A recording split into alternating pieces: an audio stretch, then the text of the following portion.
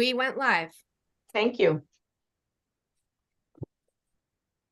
So welcome to the meeting of the Appropriations Subcommittee, Transportation and the Environment. And we want to welcome the Maryland Department of Transportation, Secretary Wiedefeld, and all of the administrators that are here with us today. We appreciate your time. We know you've had a long week and a long month traveling around the state, engaging local jurisdictions to explain the draft CTP plan and hosting your MDOT roadshows, as you call them. The subcommittee and the full committee, of course, would also like to offer our condolences on the passing of Joseph Sagal, Executive Director of the Maryland Transportation Authority. Many of us knew Joey and his dedication to our citizens, and we appreciate his contributions to the state. The background of the reason that we host this meeting is it's something that we do each year. The subcommittee plans a meeting with MDOT to review the draft CTP in preparation for the upcoming legislative session. It's time to understand how projects are progressing and any changes to priorities, cost estimates, and funding sources, as well as the opportunity to ask questions about potential issues. Last year, we didn't have this meeting because of the change in the administration from Governor Hogan, who was leaving, to Governor Moore, who was arriving. And we wanted to give some time to the new governor to set his transportation priorities. And so we're glad to have this opportunity this year to discuss the administration's priorities and how they are incorporated into the CTP. Mr. Secretary, if you could provide an overview of the CTP on a global level, we will have some questions for you, and then perhaps we could hear from each administrator briefly about the specific priorities in their areas. And you are muted, sir. Thank you. There we go. Okay, sorry about that. Thank you, Madam Chair, and thank you for recognizing the tragic passing of Joey Sagal. He had a 25-year history with the department, is known throughout the department as a strong leader, and was currently the head of the toll authority. His services are this weekend, and a celebration of life is Monday, so we will be obviously very active with that. In terms of just globally on the CTP, it obviously covers the 24 through 29 period. And basically, there's a few things that I think it's important to understand where the department is, what we're trying to do here. One is we're going to work in partnerships, and we're going to work and we're going to be transparent in a lot of the issues that we have to face, and a lot of the projects that we want to do in concert with you and obviously the communities we serve. We're committed to the governor's commitment to social equity, environmental protection, and sustainable communities, and that anything we do is making sure that we're providing multiple opportunities for people to have mobility where it's possible, to make sure that we're serving all communities and all needs. We made some progress, but we've got a lot of work in front of us. From an operational perspective, the departments are really threefold. One is on safety, obviously the safety of our own employees, safety of contractors, safety of everyone who uses the system, either our facilities or our services. To that end, we're committed to, obviously, to Vision Zero. By 2030.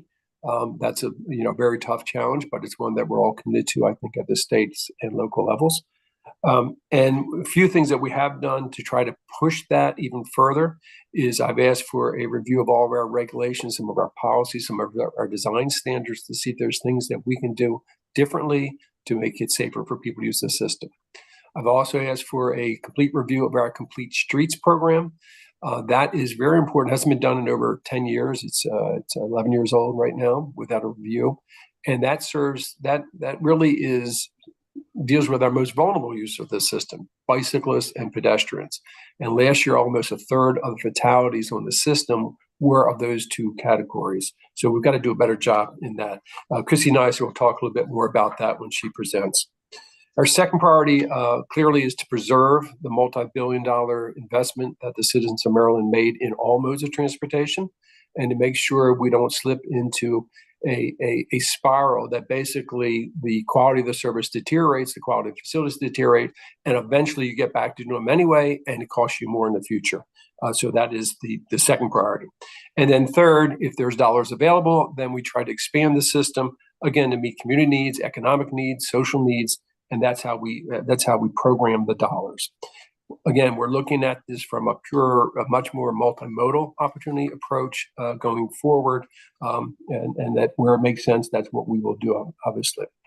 One other thing that is obviously got much clearer for everyone is dealing with climate change and resiliency. So we're also investing in those types of things, particularly with a state like Maryland, with all of its coastal communities that we serve. So that means everything from piping to you name it, right, is making sure we can handle the type of storm surges that we're having throughout the state.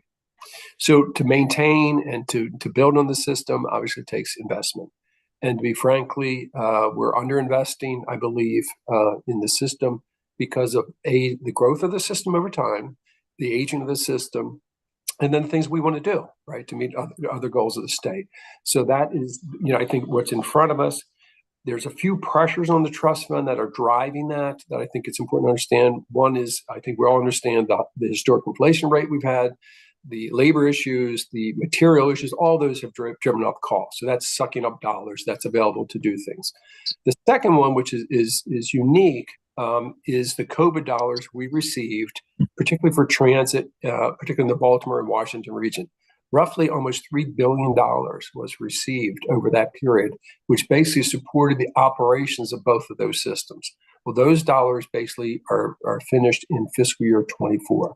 And that's why you've read quite a bit about the fiscal cliff, for instance, in Washington. That's what's behind that. As those dollars dry up, how do we backfill those dollars that are no longer there? Another pressure on the trust fund is the motor fuel tax. The motor fuel tax is over 20% of our revenue. It's one of our largest revenue sources. And with the advent of cars being more efficient, which is fantastic, and as we electrify the fleet, which is fantastic, from a financial perspective, that drives our numbers down. Similar on titling tax, as cars last longer, people keep them longer, again, because they're being built better. That's fantastic from a consumer perspective. But from a financial perspective, that also drives our numbers down. So those are some of the headwinds we're facing, just the basic headwinds we're facing in the trust fund. We've been fortunate with the IIJ money, which is the federal dollars that are available to the state.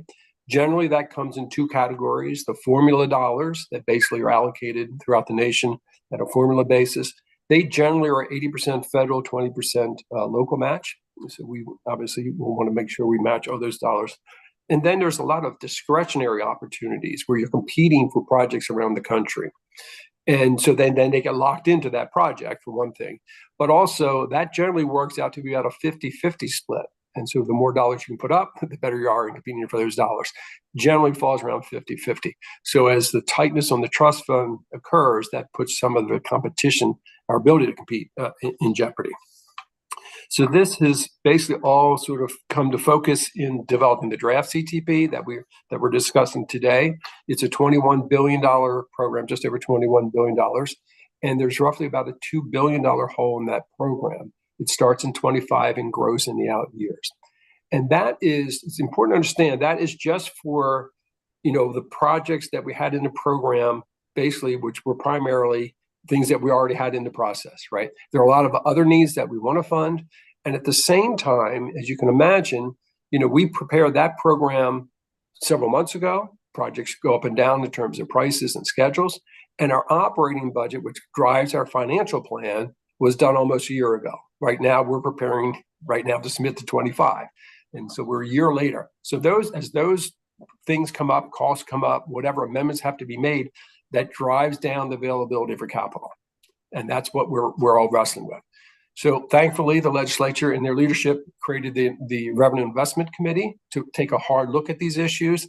I think it initially started with a discussion of the impact of the electrification of the fleet and what that does to motor fuel tax, but I think it's much broader. So with that in mind, we did not produce a program that in effect started to cut those $2 billion worth of cuts, because we thought, and I believe, I know it's a much broader discussion that I think we need to have as we think about how do we prioritize projects, what is the right level of funding, what are some of the core issues that we need to address to solve this issue in the longer term. So that's sort of where we are now. We spent, as you know, listening quite a bit this fall to get people's understanding of that. And obviously we have to prepare a budget for your consideration in January, which we're starting to prepare now. So with that at sort of the highest level, I'll be glad to take any questions or comments you have. Great. I would ask members, I'll start with a couple of questions, but while I am doing that, if you just raise your hand, I'll be calling on you in a minute. So thank you, Secretary, for that background. Just to clarify, what you're saying is that the draft CTP is unbalanced, correct? Yes. Okay. And as far as I know, this is the first time that the Transportation Department has submitted a CTP that was unbalanced as a draft. Is that your understanding too? That's my understanding. I actually used to prepare the capital program years ago, and it's the first time it's ever been done. Now, that doesn't mean that there weren't margins, right, that we had to deal with. But to this scale, never to this scale have we had this type of issue to deal with. Okay. And do you think this is a new way you're going to do things in the future, or is this a 1-year change? I think this is a 1 year, given the uniqueness of the issues we're facing. One of the largest, as I mentioned, when you take $3 billion out of your financial plan, right, with the COVID dollars, that's unique, right? At the same time, we've had this uniqueness of costs going, up dramatically, and that's what we're wrestling with.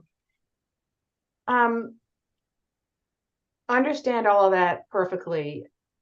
What is puzzling to us is sort of the introduction of this second CTP of your department that reflects that the priorities in the draft CTP are from the prior administration, not the new administration.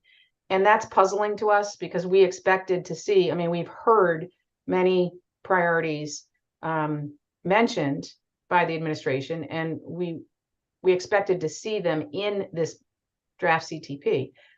So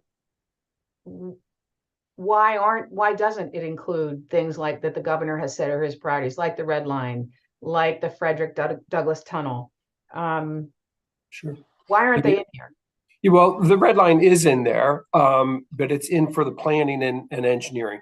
To put in, historically, we don't put in construction dollars on a project that we don't have a sense of what the construction costs are. And the range for that, as you can imagine, is several $1 billion. Tunnel, no tunnel is $2-3 billion swing. So, and then you can't assume what that project will be either in the federal process, right? We're in a process where we're working with the community to determine light rail, bus, rapid transit, tunnel, no tunnel, street, no street, or street running, not street running.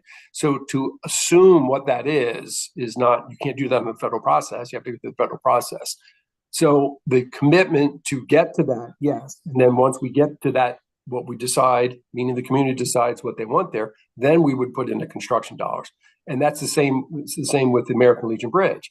The same issue there. You can't assume what you're going to build there until you go through those different processes. So that's what's playing out there. On the Frederick Douglass Tunnel, we have committed the $450 million, but we're still in negotiations with Amtrak on when those dollars flow. It's roughly $50 million per year. And so we have the agreement that, yes, we're going to meet that, but we need still to finalize that negotiation. When is that? Is that in 28, 29, 27? When do we start to flow that? So that's why you don't see those dollars in there right now. If that is in greater focus, particularly on that one by the final CTP, obviously we would put that in there. But on the light rail, on the Red Line, we would not, because you can't jump ahead and assume what the final project is there. I understand what you're saying there, but in other cases, even on the local level, when we have a major project that is a priority, we put placeholders in. Because with the number of new priorities of the new governor and then not showing any money in this draft CTP at all, it's unrealistic, obviously. And so I'm wondering how helpful the draft CTP is to begin with.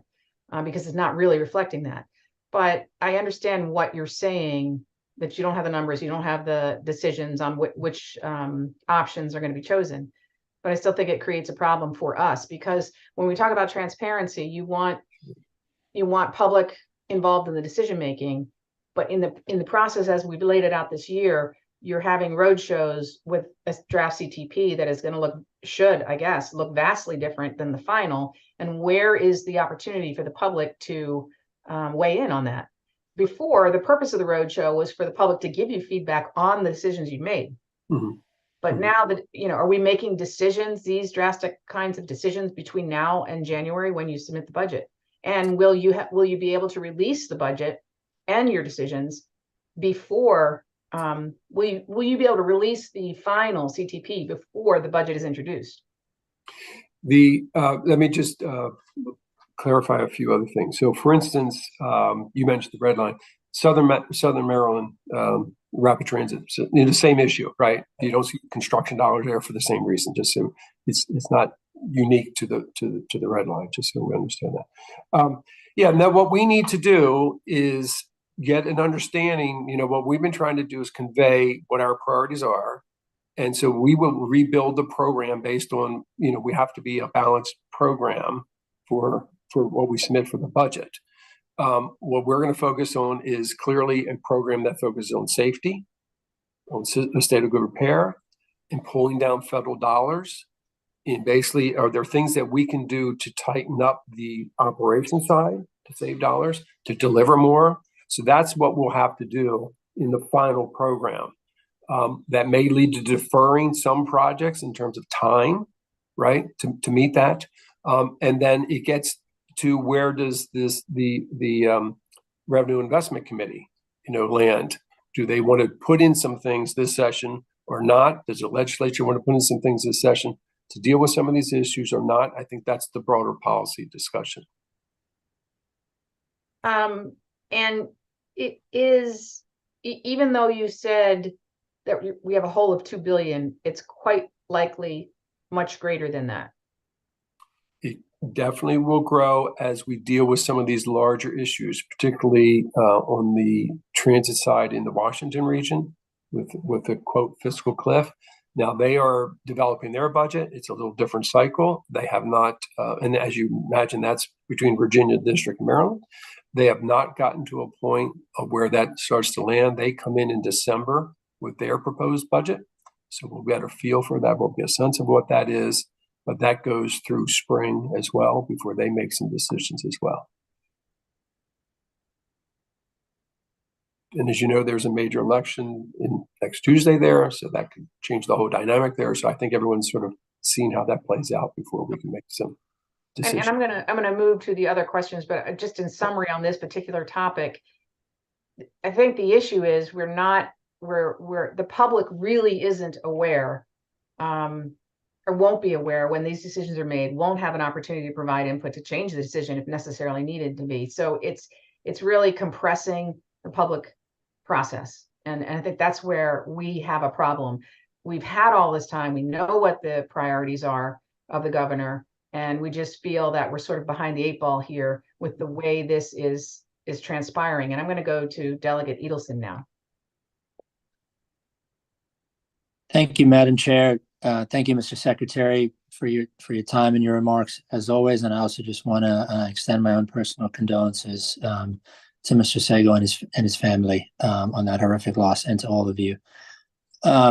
Just to continue on Madam Chair's question in terms of, you noted that this would be it's obviously the first time that we've had an unbalanced CTP of this stature, and that this would probably be the only time that the process occurs in this way. So would you mind to just give us a little bit more context on that? And within that, I'm also curious of how local jurisdictions have experienced and then the feedback that you've gotten on this new process, because I think all of us would agree that the way the CTP occurred previously wasn't great, to put it mildly, and obviously that you're trying to change that. And we love the idea of being innovative and creative and being more transparent in the process. I think the challenge is, I have to suspect that when you go to local jurisdictions, they don't come to you and say, here's where you think you should cut our local projects.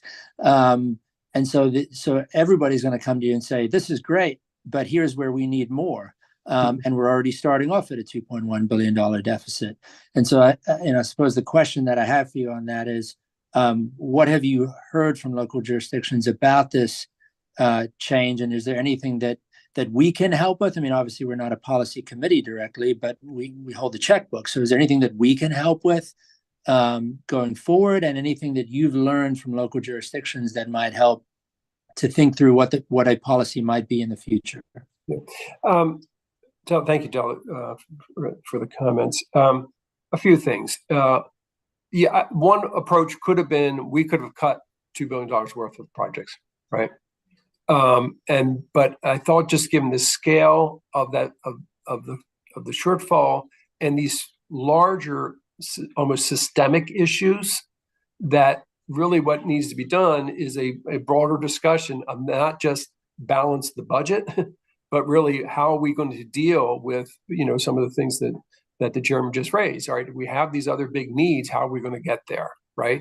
And the reality is the program is such that, you know, the dollars that we have available are going to be primarily being eaten up by the basics of what we do every day in terms of safety, in terms of state of good repair. So that is, and obviously we have projects that are under construction that we're committed to. And then you have some of these federal dollars that are linked, right? So you're going to deliver those. So that's been sort of the discussion that I've tried to present at all the tour meetings, for people to understand that, of course, you know, every jurisdiction has their priorities. They want to make sure that we hear them, we understand them. They want to, you know, keep things moving along, which we do as well. What we would want to do is try to keep all the planning and engineering moving, so that as dollars are available, you can deliver projects. You're not starting from ground zero to deliver that. So that's sort of been the broader discussion we've had at the different county meetings that we've been holding. Understood. Thank you. I just want to pick up on a point that you made as well, which is the state of good repair, and you mentioned this in your opening remarks as well, as this is really sort of the second and a top level priority, you know, for the entire administration. And you know, it's not typically the most sexy thing to talk about, but as we know, it's absolutely critical. So on that point, I just wanted to focus on, you know, in 2021, the legislature passed the Transit Safety and Investment Act, which has specific minimum thresholds for, you know, funding that goes to state of good repair each year. In 2022, you know, the capital needs inventory was released, that really highlighted progress that had been made, reducing the backlog from, I think it was 16% to about 14%, and was forward-looking and saying, you know, as long as we sort of stay on track with this, we expect to continue to reduce the backlog from to 5%, I think, by 2027, to around 1% by 2031. And then there was, you know, detailing of all the of our assets that are needed in this, reducing the backlog, and, you know, how important it is to us, and referenced, as you mentioned as well, the notion of federal discretionary funding that we can be going off to assist in reducing the backlog. So I just wanted to isolate that for a moment and ask you, one, you know, are we still on track to continue that progress of reducing the state of good repair backlog? Are we acting consistently with the Transit Safety and Investment Act? You know, what is the plan to continue that progress into the future? And then specifically just on the federal piece, and I apologize for the four-part question, specifically on the federal piece, are we, you know, maximizing our federal FTA, you know, 2023 state of good repair allocation? And if not, what can we be doing to try to maximize that? I believe we are on track, but I've also asked for a deeper review of that on all modes. Because I think it's broader than just as you know, with transit, for us even to go after some of these other federal dollars, you have to show that you're maintaining the system, even to be eligible for some of these additional federal dollars. So I want to make sure we're doing that across the department, whether it's a burst at the Port of Baltimore or wherever. Obviously, we have dredging needs and things of that sort. So I have asked for a total review to make sure that we're got a very a program that is needed and that we can afford, right? So that is in the process. In terms of going after federal dollars, yes, I mean, we're not at stake losing that, because we're going to obviously, for the return you get for the matching funds, we will continue to focus on that. Okay, and just one more question, Madam Chair, if you'll permit me. Thank you, Mr. Secretary. The other question that I have is just, looking at how to close the gap in the CTP, and if we look at both operating and capital, is there any direction that you've given to the modes specifically on options for them, or ideas about, how to sort of try to close that gap from a mode by mode standpoint? Yeah, there's a few things. There are some revenues that we collect internally, so let's look at those. Operationally, where are there savings, where are there nice to haves versus must haves, and so we've given them the direction to, show me the must haves that we cannot, we have to meet, and then show me what you would want to do if you had more money. So we're doing that, and then it's looking for opportunities to work across modes to do things as well. So it's a combination of, are there things on the revenue side? TOD is a good example of that, right? I mean, if there's more things we can do in that arena, then that drives obviously some potential revenues from the sites, and also drives more ridership to the system, which then drives revenue. So it's making sure that we're thinking that way about the system as a whole, looking to local jurisdictions, if there's additional dollars that they want to put in towards projects, for instance. Some counties put in money towards different projects. So there's different things like that. But I also think, the scale of the issue we're facing is going to probably take more than that. Understood. Thank you, Mr. Secretary. Thank you, Madam Chair. That's all my questions for now. Thank you, Delegate. And if we could go to Delegate Solomon. Thank you, Madam Chair. Mr. Secretary, thanks for being here, and appreciate seeing your team. I know we're looking forward to having you in Montgomery County next week, and also want to extend my condolences. It was a terrible reason to have to reschedule, and just wish everyone the best, and hope his memory is a blessing. So appreciate you all being here. I just had a question. You would mention sort of the operating side, and before I get to my question, obviously, probably Metro's budget, WMATA's budget better than almost anybody. And obviously on the operating side, that's probably where we're going to need to see potentially some additional contributions, as you mentioned. I think a number of us, particularly in Montgomery and Prince George's, have been meeting with General Manager Clark and his team, and they just presented sort of their various doomsday scenarios. I think they are working incredibly hard to figure out what sort of service cuts and potentially fare increases could be part of a mix of closing the budget gap. But each one of those scenarios, as sort of begins potentially a death spiral, right? Where, we're seeing, I think they just had record numbers of ridership post-pandemic this week. It seems like we hit a new peak every single week, which is great. I don't take the Metro every day, but when I go to DC for work, I try to take it as much as I can. And it's been a great experience of late. So just, I think we need to be really clear. And again, I think this better than probably anybody. We need to have two really high functioning systems, and we're lucky. We've got, the MTA obviously in Baltimore, and then WMATA, which has, slightly more jurisdictional challenges crossing, DC and Virginia, but it's really beneficial to Maryland, obviously, for both of those systems to be working really well. And so many more residents of our state utilize the Metro than just those in Prince George's and Montgomery, where obviously the Maryland stations are based. So I just kind of wanted you to expand a little bit on how much of the CTP, I think this is helpful for folks who are watching, I'm sure the thousands of people who are watching, how much of the CTP is the operating side versus the capital, and what's the mix in this one? Okay, so it's department-wide, right? We have an operating budget and a capital budget. On the operating budget, it's roughly about $2 billion a year, and on the capital, it's roughly $2 billion. All right, I can get you the exact number.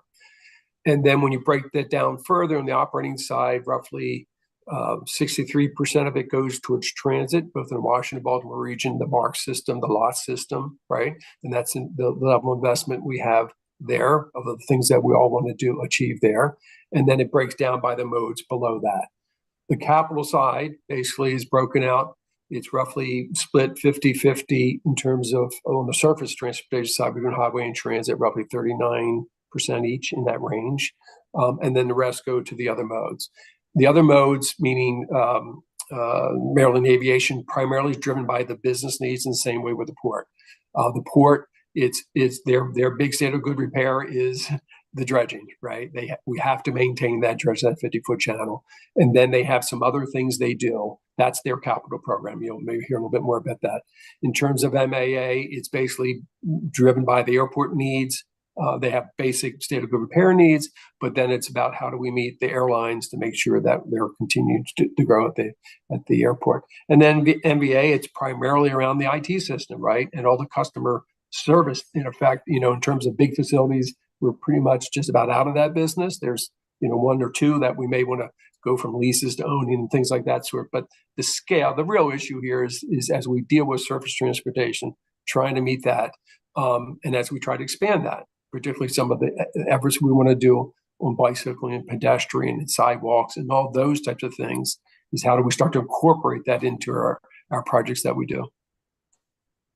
Great. And I guess the only other question that I would have sort of on the global piece is, the other part that hasn't been mentioned, which I imagine at some point will likely add to the hole that we're potentially in, is the potential additional cost for the Purple Line. Do you all have a sense of, we just got that report, our quarterly report, this past week. It looks like there's still I think there were like another 80 days worth of delays. Do you have any sense right now of potentially what the additional cost might be that we're going to see within the CTP? Not a specific number, but yes, we are going to see additional cost. I mean, it's the reality. As you know, we were doing some of the utilities. We've just gotten out of that business, and now that's with the contractor. But that does not mean that there aren't risks still there, right? It just means that we're not doing it. As you may recall, when the contract was pulled, the state took on some of the work to try to keep the project moving.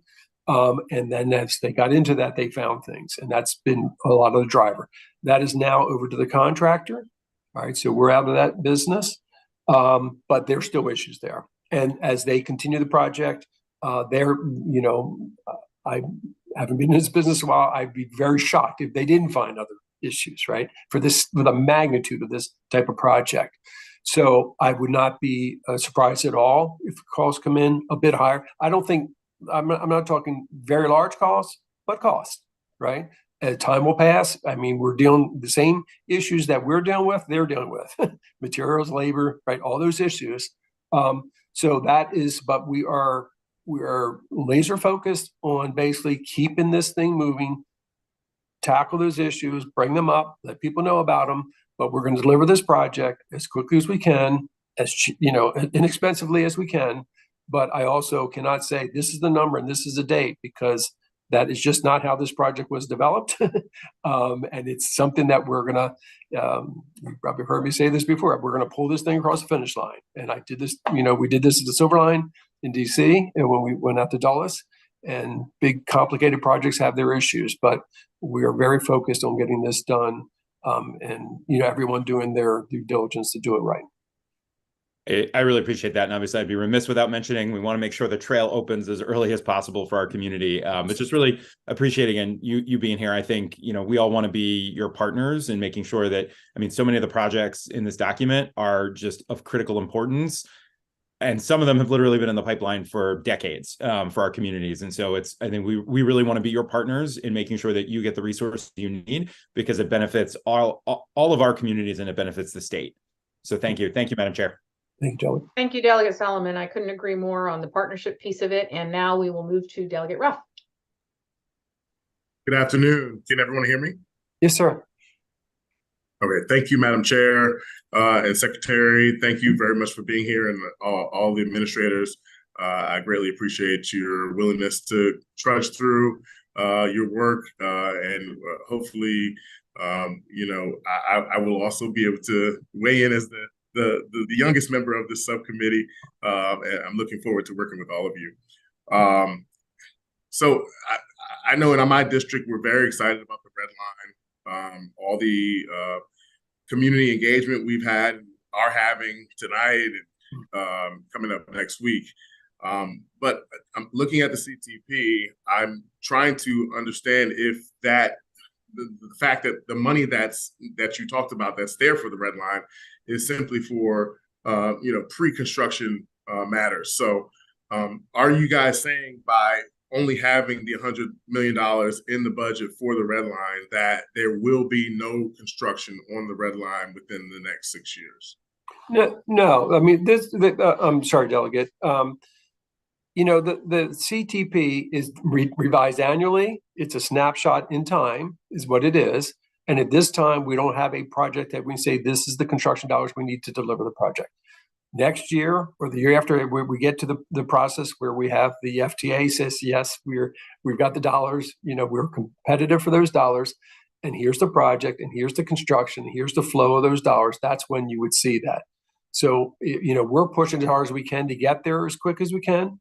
But as you know, we have to do this with the community. There's still a lot of open issues on that project. And as soon as they get defined, then we will basically do it. What I can assure you is the governor's committed to, delivering the project. And this is, if you look at the history of the department, this is fairly traditional how projects move along, right? That this is how it's done. And I understand the frustration or the understanding that you love to see the construction dollars all the way out that says, okay, well, that we know we're going there. But the reality is there is a process that we go through all projects like this, whether it's transit, highway, or you name it, that is how it's done. Right. And so once we are able to assess the costs of construction, is that going to increase in this deficit as well along some of the lines that we were talking about earlier about things that are going to add to this $2 billion deficit that we're talking about? Well, won't in this cycle because, again, we're not funding for construction.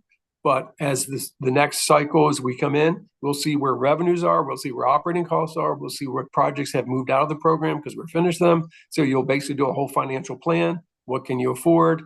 And then basically that's when we'll start to say, okay, here's where the dollars are to start constructing this project and many others. Right, but does that mean that that's going to be a part? Like I think you also said that there's going to be some costs with the purple line that are going to also add to this hole that we're showing. Does that mean that this is going to be a part of that deficit? No, because again, we don't have a cost yet, and even the purple line that may not happen in this. We won't know what those costs are yet, right? So it might be because we do quarterly updates of the whole program. And we're constantly monitoring it. And then we produce the formal document twice a year, the draft and the final. And then we would amend if we need more dollars for instance, the purple line or any other project that comes in that's under construction. For those that are not under construction, basically you wouldn't be putting them into the program yet until you have that next big cycle where you say, okay, here's all the financial plan. What can we add to the program? Right. The last thing I would just ask is, although we don't have an idea of the exact construction cost because there's still different modalities that are being explored. And of course, I think folks in my district would be remiss if I didn't say that we're looking, hopefully that the mode will be, light rail. Right. So just my little plug. But I do want to know, I think we have a range of costs based on all the modalities that are being considered at this point. Isn't that correct? And is it somewhere in the $2 billion to $7 billion range? Ballpark, yes. Okay. Yes. All right. Yeah. That's all I have, Madam Chair. Thank you very much for me. Thank you, Delegate Ruff. So we have a big hole, and I think we've all come to the same conclusion there. And we will.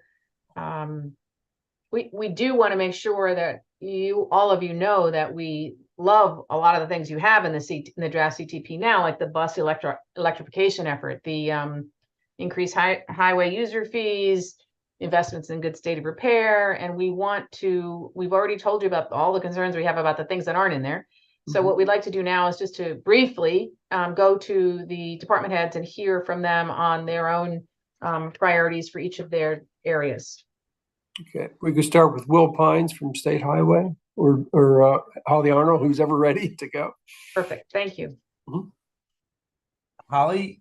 Well, you beat me up and you can go ahead. Whoever got on the screen first goes. Yeah, okay. All right, well, good afternoon, Chair Watson and members of the subcommittee. As was mentioned, my name is Will Pines, and I'm Administrator for Maryland State Highway Administration. And I appreciate the opportunity to speak with you today on SHA's mission to deliver safe, equitable, and efficient transportation for all of our highway users. And that includes pedestrians, bicyclists, and motorists. At State Highway, we are focused on key areas, safety for our users and in our work zones, building out new and existing bicycle and pedestrian infrastructure, getting back to the basics with cleaning up the aesthetics on our roadways, things like litter, mowing, tree trimming, etc., that we've heard about the need for and are working on, and also maintaining a state of good repair on all of our assets. Internally, I'm having the team take a fresh look at organizational efficiency.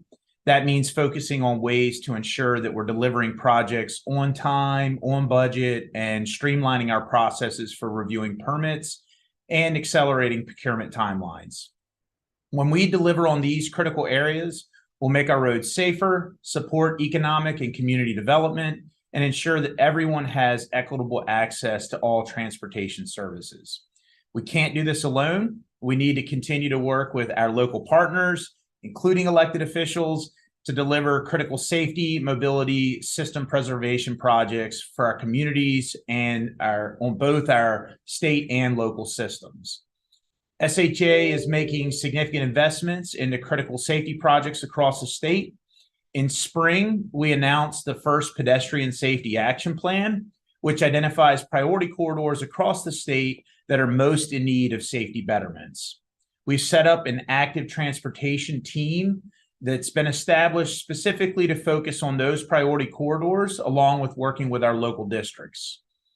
Earlier this year, we also launched SHA's Operation Clean Sweep, which is a series of targeted littering campaigns that help pick up across our state, addressing high travel corridors and locations that were in most need. Our maintenance crews have been working really hard all year, and we've seen significant improvements with the aesthetics of our roadways. SHA looks forward to continuing our work with the legislature to ensure the needs of our roadway users that are met and are doing so at a really high level of service. And so I want to thank you for allowing me the opportunity to highlight State Highways' top priorities. Thank you, Mr. Pines. I would suggest that we keep going through your administrators, and then at the end of the presentations, if there are specific questions, we'll ask them at that time. Great. All right, Holly, please. Great. Yes, so good afternoon. My name is Holly Arnold. I'm the administrator of the Maryland Transit Administration. So for those who don't know, MTA is the 13th largest transit system in the U.S. We have 6 service modes, including core bus, light rail, metro, our mobility paratransit system, MARC, and commuter bus. At MTA, we're focused on ensuring transit in Maryland is frequent, reliable, and easy to use. And I'd like to highlight just a few of the exciting projects that are currently underway at MTA. As already mentioned, in the Baltimore region, we've relaunched the Red Line, which is a much-needed project that addresses a major gap in east-west transit service in the Baltimore region. We just shared information regarding the alignment, ridership projections, and more, and another round of open houses kicked off just yesterday. We have 3 additional open houses that are planned over the next 2 weeks. We're also in the process of undertaking a major bus electrification effort with MTA's first electric buses on site now and preparing to enter revenue service later this year. And we've got countless other projects in the works in the region, including an examination of a north-south transit corridor, moving forward with replacing our aging light rail fleet, and various improvements as part of our Fast Forward program, to just name a few. In the Montgomery and Prince George's Counties region, construction is underway on the Purple Line, which is now over nearly 60% complete, with more than 60 active construction sites and approximately 1,100 workers across the entire alignment. We have made great progress this past summer and anticipate the pace of construction to continue to accelerate. In Charles and Prince George's counties, the Southern Maryland Rapid Transit Project is advancing with the goal of providing high-capacity rapid transit service in the Maryland 5 US 301 corridor, relieving severe traffic congestion and gridlock. On the commuter rail side, we are focused on MARC service expansion, which includes closing the MARC SEPTA gap, adding run-through service to Virginia, and increasing service on the Brunswick line. We're also currently updating the MARC Growth and Transformation Plan, which will be taking place over the next year and outline major investments. We do have a survey that's out now, and I hope you will share it with your constituents and fill it out yourselves. And obviously in every county throughout Maryland, MTA does support investment in our locally operated transit systems and the crucial lifeline that transit can provide. So this is just a small example of the important work that we're doing now, and I thank you again for the opportunity to share a little bit about our efforts. Okay. Percy, if you could go, please. Yes, sir. Thank you, Secretary. Just had to come off of mute. Thank you, Holly. Good morning, good afternoon, greetings, Chair and members of the Transportation Environment Committee. My name is Percy Dangerfield. I'm the acting executive director of the Maryland Transportation Authority, or MDTA. MDTA essentially is financed by toll revenue. The MDTA is an independent state agency that finances, owns, operates, preserves, and secures Maryland's 8 toll facilities. We also invest these toll dollars right back into our system preservation to ensure our assets are in a state of good repair. The draft FY 24-29 Consolidated Transportation Program includes 180 projects totaling $2.7 billion. Now, many of these projects are already underway, which includes the eastbound Bay Bridge and Deck rehabilitation, system preservation project with major construction expected to start this winter, 23-24. There's also a new $85 million I-95 interchange at Belvedere Road in Cecil County. And there's a $28 million Chesapeake Bay Crossing study, Tier 2 NEPA, National Environmental Policy Act. Now, the MDTA is investing $1.1 billion in the I-95 express toll lanes, northbound extensions.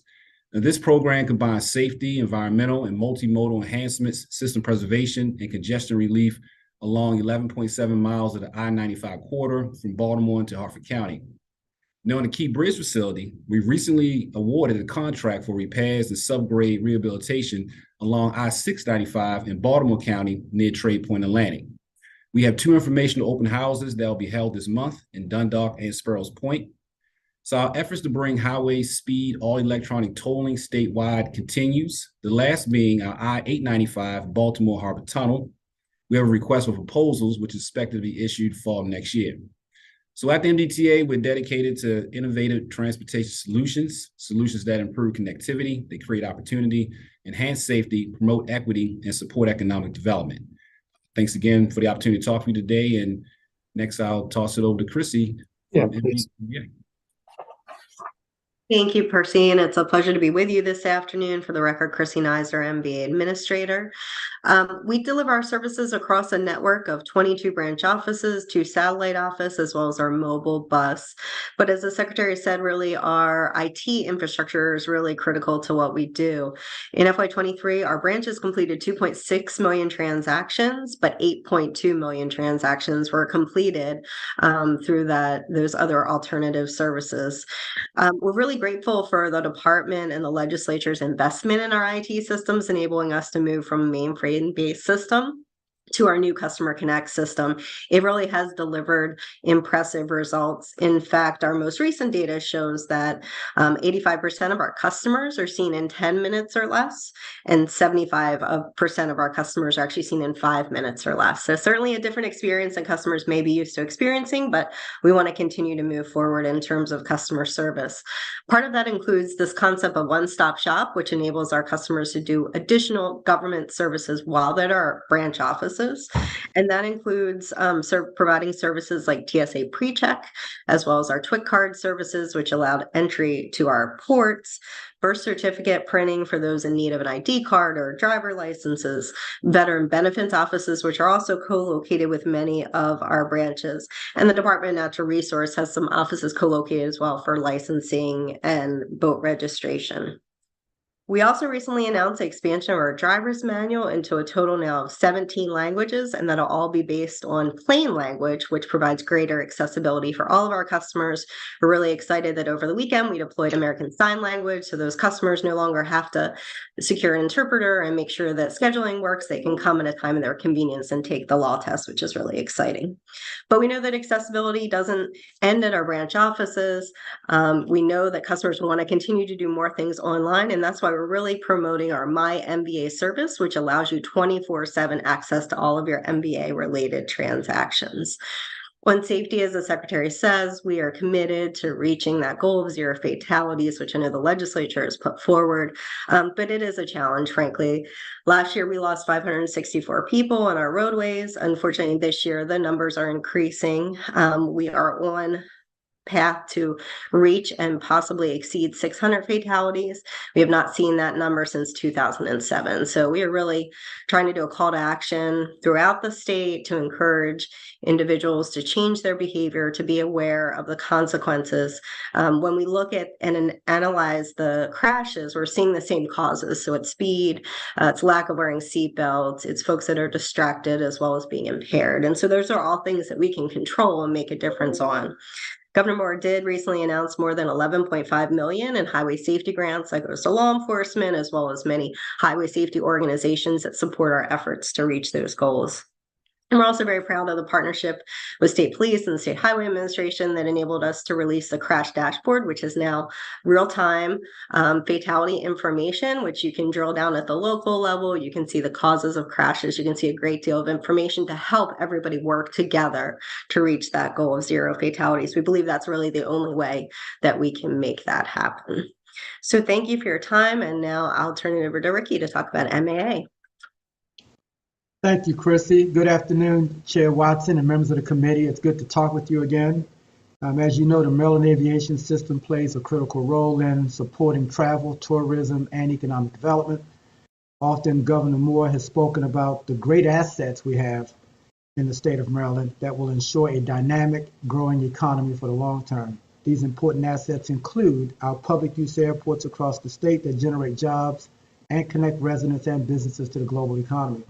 One of those important assets, of course, is BWI Thurgood Marshall Airport, which serves a major transportation resource for the state with an economic impact of over $9 billion annually, and over 106,000 jobs are generated because of the activities at the airport. In terms of passenger traffic, BWI Marshall is currently at about 90% to full recovery following the pandemic.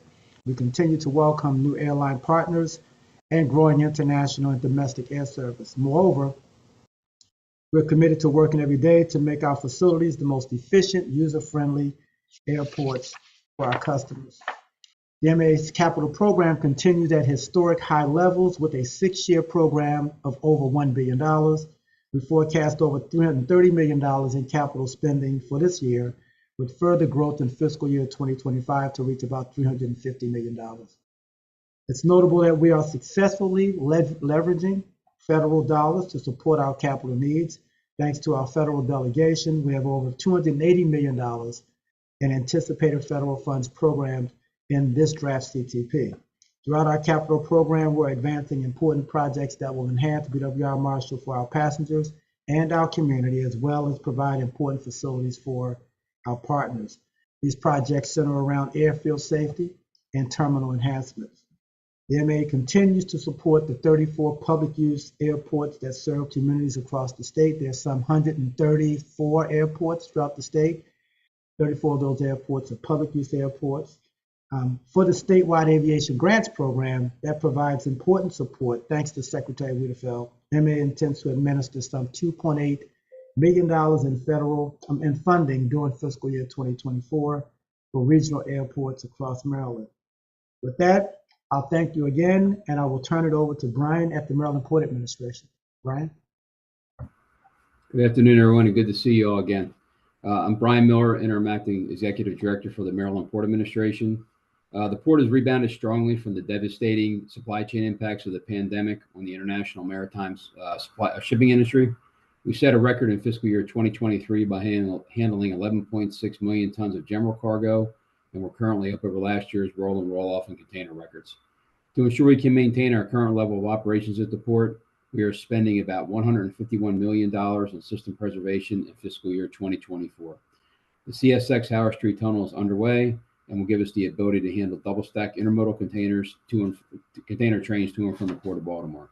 The current CSX schedule projects to have this completed by 2027. As most of you know, the entire cruise industry shut down because of the pandemic in 2020 and 2021. We are proud to report that all cruise ships leaving from the Port of Baltimore are now back to sailing at full passenger capacity. We're excited about our Mid-Chesapeake Bay Ecosystem Restoration Project with the Army Corps of Engineers. This project, which will eventually replace Poplar Island, is rebuilding James and Barron Islands and creating needed shoreline protection for Dorchester County by using dredged sediment. Barron Island construction began earlier this year, and James Island construction is scheduled to begin in 2025. It will give us much needed Chesapeake Bay sediment placement capacity for the next 30 years. Thank you for the opportunity to give you a quick update on the Port of Baltimore, and now I'll turn it back to Secretary Wiedefeld. Thank you, Brian, and thank you to the entire team. Madam Chair, that concludes our presentation. We're glad to take any questions for any of the modes or any other questions you have. Thank you. Do we have individual questions from the delegates on the different modes that we heard from? And we'll start with Delegate Solomon. Thank you, Madam Chair. My first set of questions, I think, will probably be no surprise to a lot of the folks on this call. It's to Holly at MTA, and Holly, you are on brand with the backdrop behind you. So again, not a big surprise. I guess my question is, and I appreciate the partnership on the Mark Rail piece, and obviously Deputy Secretary McAndrew. Joe was an amazing partner before he was at MDOT, in his role at the Greater Washington Partnership. And I think just kind of emphasizes that this wasn't specific to one region or another. This was a regional effort to improve the Mark Rail system. And I have to give a shout out to now Chair Beidel, but Senator Beidel at that point was an amazing partner on all the work that we've done. What I don't see in the CTP is a very clear delineation of, frankly, all of the construction milestones that or planning milestones that we were hoping to see from the 2022 legislation. And I was glad to hear you talk about it, but obviously all of those design points have a cost. And we knew that when we passed the bill. And then when we overrode the governor's veto of it in a roundly bipartisan manner, actually. And I don't see that in the CTP. So can you answer that? Where is it? Is it going to be in there? Yes, so we are advancing all of the efforts that were required under that legislation. They're at very various stages. The 30% design requirements, which is in the legislation, is funded. The way that the MARC projects are set up in the CTP is still a bunch of projects lumped together. So it's something that we are taking a look at how we can better show that, to be more transparent about the process, and kind of where we are on the projects. That said, again, all are moving towards that 30% design, and at various stages on that. So, and to follow up on that, so I'm glad to hear that you're thinking about splitting it up, because I think for, and you and I have had this conversation, the team, we've had this conversation with you and the team. I think for a lot of the communities that have not seen progress on the Mark Rail system across the state, having that very clearly laid out, I think will show to folks that there is things being done. Things are being done. There's progress being made. And I think that'd be really beneficial to show to the communities. I guess the question on the operating side of the MARC system as well. So obviously, we talked about improvements along the Brunswick line, potentially, improvement, enhanced service. We've also talked, obviously, and it was specifically spelled out in the legislation, the agreement between Maryland and Delaware to run trains into Newark.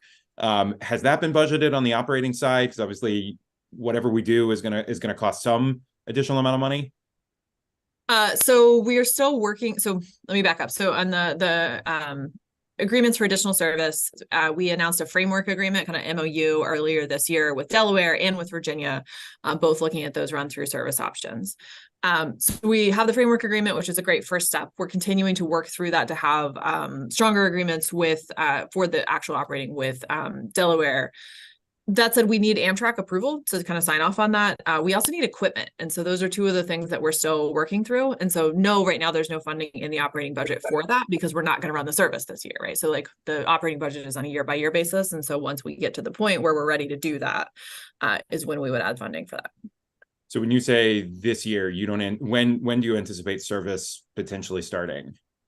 We're still in negotiations with Amtrak on what that's going to look like. And so, I don't have a timeline just based on those discussions. And again, the equipment piece is really important, right? Like we right now have enough equipment to run our existing service. When you add going up to Delaware, turning around, storing it there, there's just a lot of complications that we need to think through on that.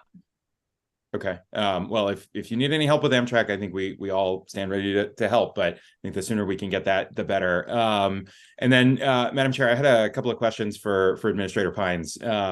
And at some point, well, I know we'll meet in person, but it's just been Zoom so far by phone. And appreciate you, you working with our team on a multitude of issues in our community. I guess the first question I had, and maybe this is for you and the Secretary as well, so I think there's obviously a lot of consternation, and I know there's going to be some upcoming community meetings around the 495 piece. And I was wondering if maybe one of you could walk through a little bit more in the CTP of, there is money, there's about 175 million budgeted for continual work on the 495 project. And obviously, I think there's some cognitive dissonance, frankly, among my constituents and folks in our county that, we're going to potentially see holes in other projects and delays in other projects, but we still don't have a plan for 495. Yet there's a substantial amount of money that's been budgeted for that in this current CTP. So if one of you could walk through sort of what the exact items are that money is going to go towards, and your thoughts on that. Will, would you mind going through that, please? Sure. Yeah, no problem. So thank you for the question. And we did have back in August a press release that went out that outlined the specific elements of the program that we're moving forward on. And so that includes things like advancing the 270 North study in order to be able to look at that segment north of the intercounty connector up to the Frederick area. And also working on a program to really identify those multimodal improvements that are necessary for the corridor down in that 495, 270 lower region as well. That includes various transit options, multimodal bike, pedestrian usage options. And then beyond that, we do have a real need with the bridge itself. The American Legion Bridge is within 10 years of needing a major deck rehabilitation. It is an older structure. It was built back in the Eisenhower era when a lot of the interstate was built. And so we've got a system preservation need when that bridge would need work. It's already very tightly constrained. In order to be able to do any work on the bridge, we recognize that a coherent maintenance traffic strategy would at minimum involve some widening anyway. And so we are moving forward with a strategy with this public process to engage the public on what kind of solutions could work for that corridor as well. So hopefully that addressed your question, but happy to. I was going to say, I appreciate that. And so, I mean, the I-270 North study, and I think, frankly, many of us were saying from the very beginning that obviously is where the big bottleneck is, particularly on 270 going north to Frederick. That's a separate item in the budget. I think that's, sorry, I'm like turning myself around with too many pages here. That's a separate $50 million item. I think if you could break out, and I'm sure you'll hear from a lot of my colleagues in Montgomery County next week, I think if you could break out more of the specific 495 piece of it, I think that'd be really helpful, again, because I think the more we can know where the money is going, the more we can have that conversation with our communities and really sort of understand that. And then sort of on the related question on timing piece. So obviously, I think how important Montgomery Hills is to my district and to our county. It was our county's number one road ask in our CTP letters over the last couple of years, and that is one of those projects. Literally, it's been in the works for 4 decades. We met with a group of constituents and they pulled a plan off from the 70s, the late 70s, that had the improvements there. So, I was a little dismayed to see that it got pushed back a year. And obviously that project is sort of emblematic of, Medical Center Drive or the Duffield Drive and other parts of the state. And, just kind of curious, can you commit, as we get further through this process, to essentially coming back to our counties? Are there going to be more of these projects that are going to have to be delayed and pulled out, even based on just what's in here now? And will you come back, in January when when the rubber meets the road, no pun intended, to really work with our communities and plan for if some of these projects have to get delayed, or when you make the tough decisions, what that's going to mean for our constituents? Paul, do you want? I can talk Montgomery Hills and then programmatically. Sure. First. Let me just talk programmatically. Delegate, you hit it right on the head, right? At the end of the day, what we'll need to do is basically look at the dollars available, see what the latest financial forecast is. Again, as time moves, operating costs change, capital costs change, projects move, schedules move. So we have to, in effect, rebuild the program. And then we have to provide a balanced program in the final program. So that's exactly what we'll have to do. And so that is what we're starting to prepare. And that's why it's important to hear some of your thoughts on some of these major projects. You want to talk on the specifics on this one, Will, please? Sure. Related to Montgomery Hills, I think you were included, Delegate, on the letter that we received from the local community about some concerns about the NEPA approved alternative that has certain left-hand turn movements removed. We're working through to see if we can come up with a solution that might bring some balance to that. Frankly, that will set us back in some ways, we think, based on having that NEPA approval and where we are in design. The removal of those turn lanes is kind of dating back to 2019.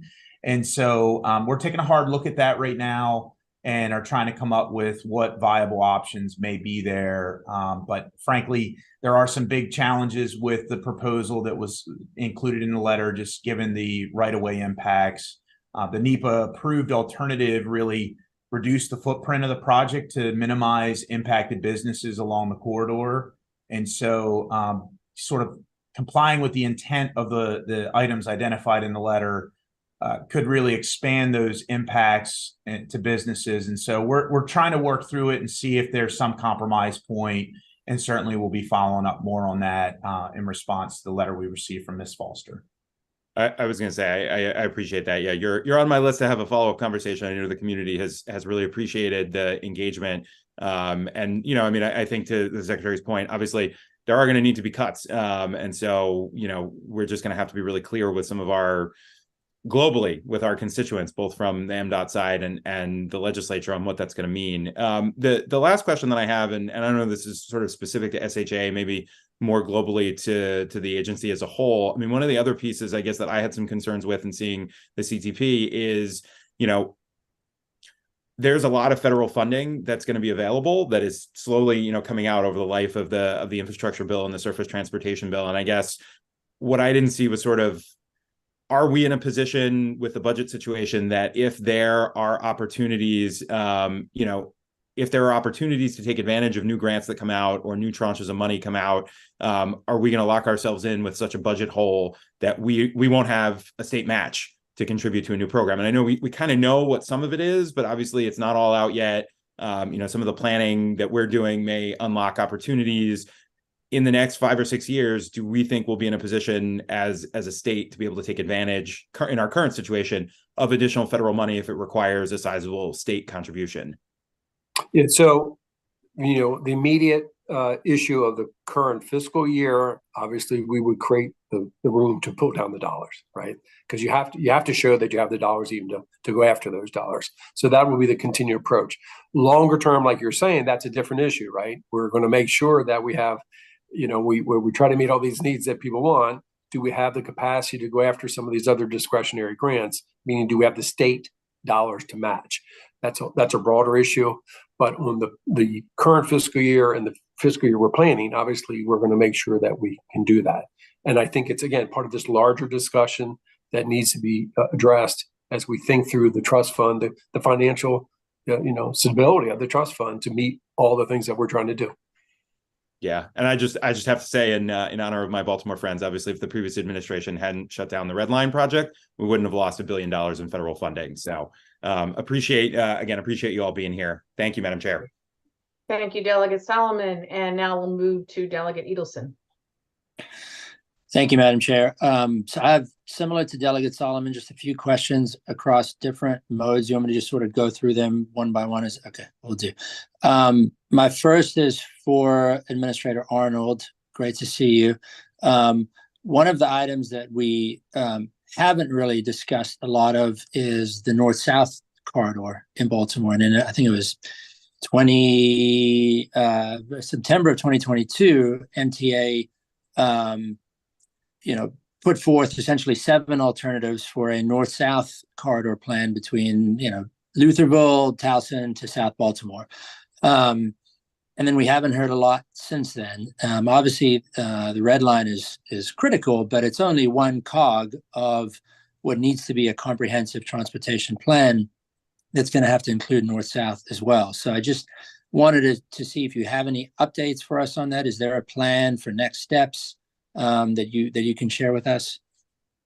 Yeah, absolutely. And thank you for bringing that up. In the RTP, the Regional Transportation Plan, we identified a number of corridors that we needed to advance, and we are looking at updating the RTP again here starting next year because we need to have that complete by 2025. So the first 2 corridors we took a look at were the East-West corridor, which has since morphed into bringing back the Red Line, which we're very excited about. And the other one, as you mentioned, is the North-South corridor. We are still on track to later this year or early next year put out the results of the feasibility study, looking at that north-south corridor. One of the things that we didn't do last time and we want to make sure we do this time is a little bit more education and discussion with elected officials before it comes out, because again, last time we kind of just dropped it and didn't have those discussions. And so I think that'll be really helpful for everyone as we continue to advance that project.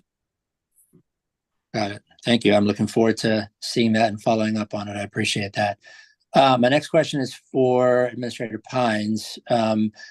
Look, a big reason that we're all here today, and it's great to see you, is, the governor has put forth a set of very high-profile, big-ticket items that are his priorities, and we all want to accomplish those together. I think the challenge for all of us is that many of those priorities are either not funded or significantly underfunded in the CTP as a result of the financial challenges that we're all seeing. And so one of the responses that Secretary Wiedefeld provided to a prior question was, we're going to look at each mode and say, what are the nice to haves that we don't necessarily have to have, that we can cut to try to make room for other things, to try to balance the CTP and try to accomplish those significant goals that we have for the entire state. So the question I pose to you is, are there any within the SHA portion of this that you can tell us about that are possibly some nice to haves, in response to the directive that the Secretary is given? Yeah, Delegate, if I may, that was more on the some of the things like, for instance, some of the basic work that we do, right? Are there things that we would like to do more? So would we want to run, better hours at MVA or whatever, right? So that was more around that. The larger issue that you're raising is really, how do we prioritize projects, right? I think that's really the key of what you're getting to. And I think that is something that as you may be aware, the Needs Committee has looked at that. We're ready to propose some different things of how we can start to do that. And it's, I think that's where that would then say, okay, what are the types of projects that support overall goals of the administration, of the legislature, of stakeholders, across the state. We have, as you know, there is a process, that was established a few years ago. I think we like to build on that and add some other additional things that are important to stakeholders across the state. And how do we then value those to make determinations of what we can fund and what we can't fund. Understood. Okay. I appreciate that. I mean, I think the only response I'd give is sort of time is of the essence, to use a term that lawyers use far too often. But look, we're back in session in around 60 days. So the sooner we can sort of cut to the chase, I think the better it'll be for all of us. But I appreciate that response, Mr. Secretary. My other question is for Acting Director Dangerfield in terms of MDTA. I know that there's a conversation, obviously, around tolls within the Train Commission. I'm just wondering if you can shed any light for us on sort of two things. One is, have we looked into separating tolling rates for out-of-state drivers, and what this would look like, and what a different rate would be potentially for out-of-state drivers?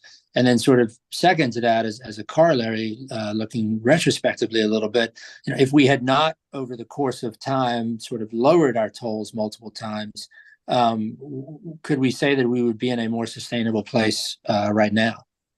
Delegate, if I may, I'm the chairman of the of the Toll Authority Board, since Percy is filling in here.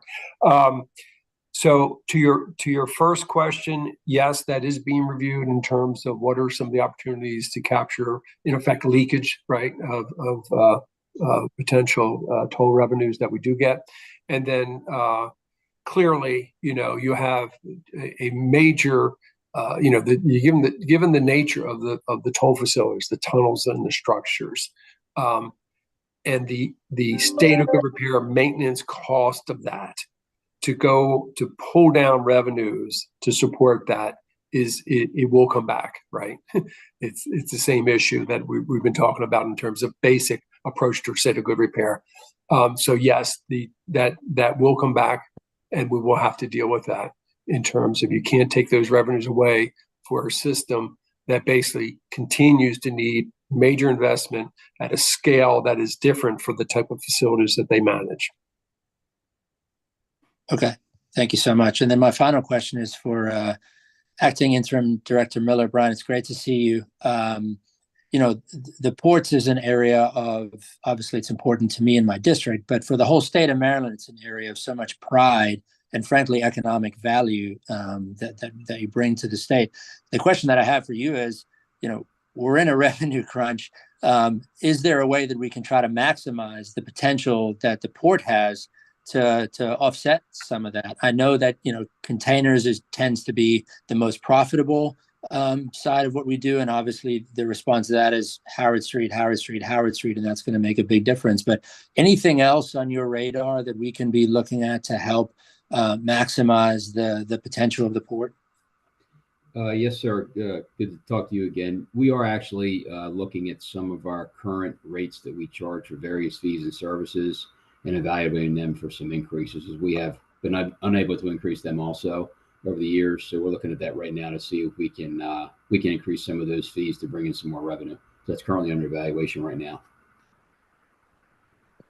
Excellent. Looking forward to that. Thank you. That was all that I had, Madam Chair. Thank you so much for the time. Great. I don't see it. Oh, I see Vice Chair Chang's hand is up. Go ahead, Delegate Chang. Great. Thank you very much, Madam Chair, and good afternoon, Mr. Secretary, and to all the administrators. Thank you so much for being here, spending this time providing us this information. I do want to also especially thank Administrator Pines for the snow show that was on display in Hanover this morning and showing our state's preparations for emergency inclement weather. The question I have, and this is on behalf of the Capital Budget Committee and to Secretary Wiedefeld, I appreciate Mr. Secretary saying that proposing unbalanced CTP is a thing that MDOT will only do this year. But the concern that we have is that the committee is aware that the capital plans involves intentional and serious programming of funds, and also in the out years, because of the funding of these projects or multi-year commitments. And it worries me for a couple of reasons that MDOT has said that they're committed to doing these projects, but there isn't any planning for construction, especially with this deficit. The question that I have for the Secretary is that, as on behalf of the Capital Budget Committee, that we would ask sooner rather than later that MDOT come back to the legislature and also to the counties with a balanced CTP, and also what date do we think that we will be able to have a balanced CTP? Thank you very much. Yes, I mean, basically under state law, we need to present you with a balanced budget, right, in January. So when we provide the final CTP, just like with the operating budget, so it will have to be balanced by then. So again, that's part of what we're trying to, hear from different jurisdictions throughout the state. What are some of their priorities as we start to rebuild the program within the financial resources we have? Thank you very much.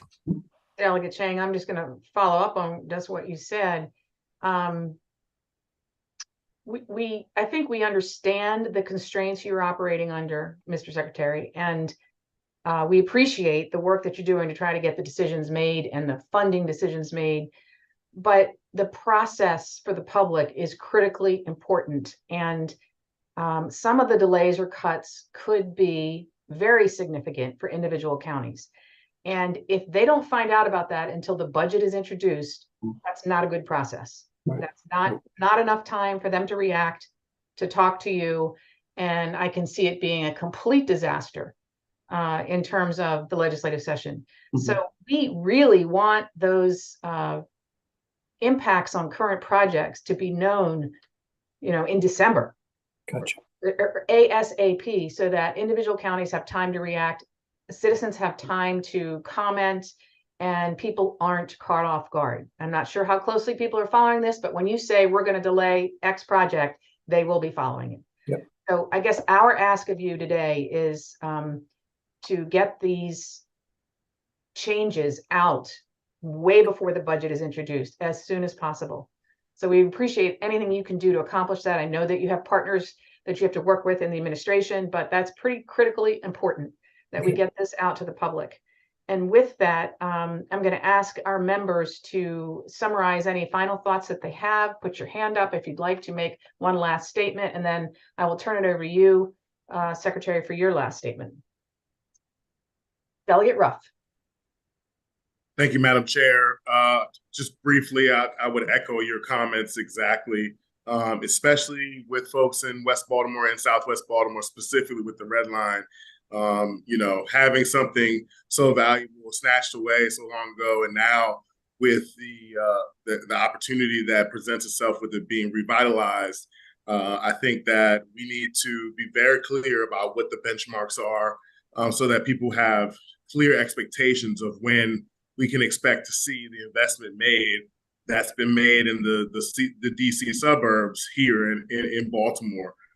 So I would just implore the entire department to create some benchmarks that are transparent, that we can know when we're going to be able to have a solid idea of when the modalities are going to be and when that decision is going to be made, when we can expect to know how much of this $2 to $7 billion is going to be a part of this budget. And then, you know, we will certainly go to bat with you all on figuring out how to fund all of it. Whatever we can do on our end, but I think it's imperative that we are, you know, making it clear that we're committed, and I know you guys are committed to doing the Red Line, but I know that there are people in my district that are very anxious about what's going to happen and whether it's going to serve them and whether or not it's even going to get done. So I don't want that to, you know, grow. I want us to manage that. And so I would ask that we work together to make sure that there are some clear benchmarks for our citizens to know what to expect. Yes, sir. And I see Delegate Metzgar. You have to unmute yourself. There you go. Thank you, Madam Chair, and I appreciate you moderating so eloquently today. Mr. Secretary Whitfield, I appreciate you here today and sharing. One of the things that I look at, and one of the words that we have used over and over this past several years, is transparency. And one of the things that's concerning to me is that we're not getting the word out properly and early enough. Particularly, now let me just share this on the Red Line. On the west side, you know, everybody's loves the Red Line. Personally, I like the Red Line, but on the east side, I'm not so sure where that's at. And my concern is we need to market this in such a way that it's a win-win for everyone. And I truly believe, some people have said the other day that the Red Line in the east side is going to be underground. See, I have no clue. So can you kind of clarify a little bit of that and talk about the transparency of what we're trying to do? Yeah, Holly, you want to just give an update on the whole process to make sure the delegate is plugged in, please? Yeah, thanks for your comments, Delegate Metzger, and I appreciate your support for the project. So we have put out, it's six different alternatives that we're taking a look at for the Red Line. So it's basically 3 different alignments, so routes that it could take, and each one of those looking at 2 different modes, so bus rapid transit and light rail. The alignments take different paths, right? So on the east side, for example, one of them is in a tunnel coming out of downtown and then pops up in the tunnel on Boston Street. One of the alignments is on the surface in downtown going along Boston Street over on the east side. And then the third alternative goes on Eastern and Fleet Street. And so what we're looking for from the public right now is what do they prefer, right? Like, do people want it on Boston? Do they want it on Eastern and Fleet? What are the challenges associated with each of those, and what are the opportunities? So decisions haven't been made, and we are really looking to get that out there.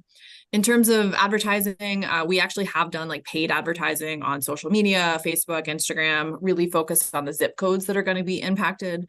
And we're trying to get folks out as much as we can. We have open houses that are happening now. So Saturday, we will be at the University of Maryland, the School of Nursing here downtown.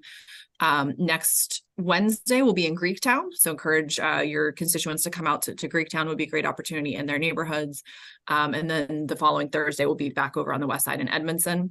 We're also happy to attend any community meeting. So if you reach out and say, hey, there's this community meeting they need to hear, let us know, and we will be there to answer questions and walk through the process.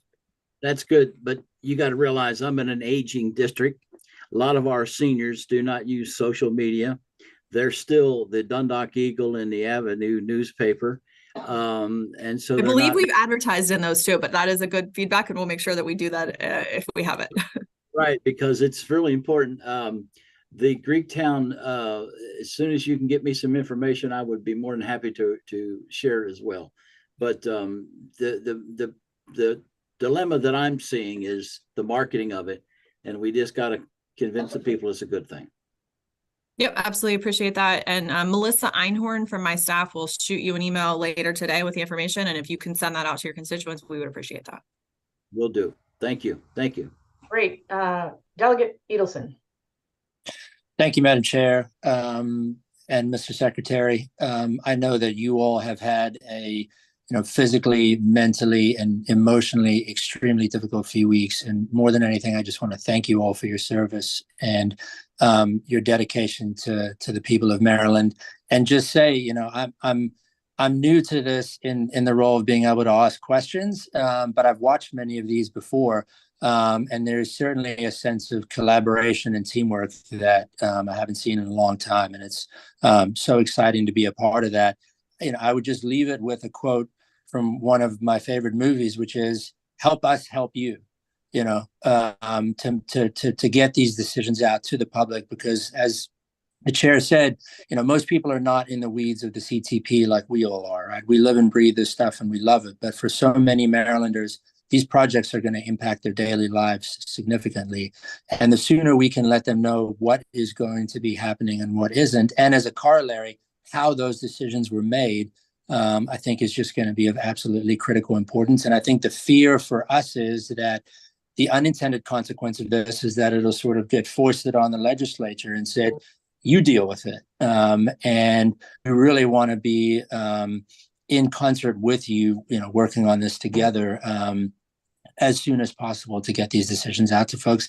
And frankly, to try and do our best to achieve the shared goals that we all have that the governor has laid out. And so I thank you again for the time today and for this conversation. And, we are ready, willing, and able to assist the moment those decisions are ready to be made, so we can inform all of our constituents of, what the next 6 years looks like.